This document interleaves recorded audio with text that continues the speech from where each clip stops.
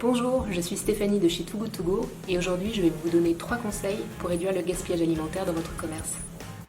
La première chose que vous pouvez faire, c'est de réduire la liste des plats, réduire votre menu en vous concentrant sur les plats qui marchent bien auprès de votre clientèle.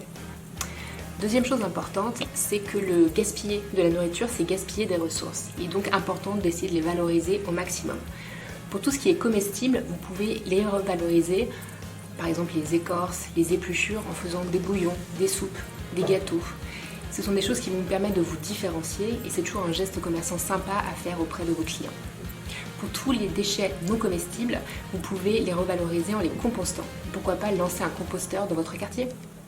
Conseil numéro 2. Utilisez les services anti-gaspi pour mettre en valeur votre engagement. Aujourd'hui, les consommateurs attendent un vrai engagement de la part des commerçants pour la planète. Vous avez plusieurs solutions à votre disposition. La première, ça peut être par exemple de leur proposer un doggy bag spontanément pour amener leur reste à la maison. La deuxième solution, ça pourrait être par exemple de mettre en place un menu avec des portions différentes M, L ou XL qui seraient adaptées à leurs besoins.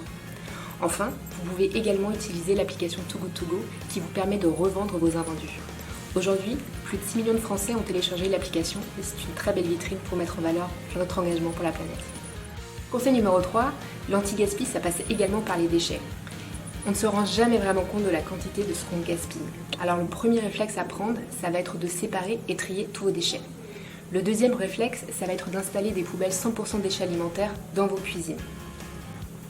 On peut également aller plus loin et identifier la source du gaspillage alimentaire. Est-ce qu'il a lieu lors de la préparation ou lors du stockage ?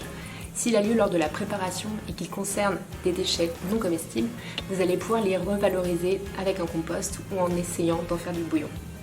S'il a lieu lors du stockage, vous allez pouvoir mettre en place des solutions toutes simples. La première, ce sera celle du premier arrivé, premier sorti, également connue sous le nom de la technique du FIFO. Vous allez aussi pouvoir par exemple proposer un bac avec un petit sticker « Cuisinez-moi » dans lequel vous allez regrouper toutes les denrées que vous devez cuisiner en priorité. Sinon, vous pouvez également garder toutes vos denrées alimentaires dans des tupperwares en verre transparent pour savoir ce qui est à votre disposition. On espère que tous ces conseils vous auraient été très utiles. Et rappelez-vous, l'important c'est de se lancer. On peut avancer petit à petit. Et si vous voulez aller plus loin, rendez-vous sur notre site toogoodtogo.fr dans la rubrique mouvement.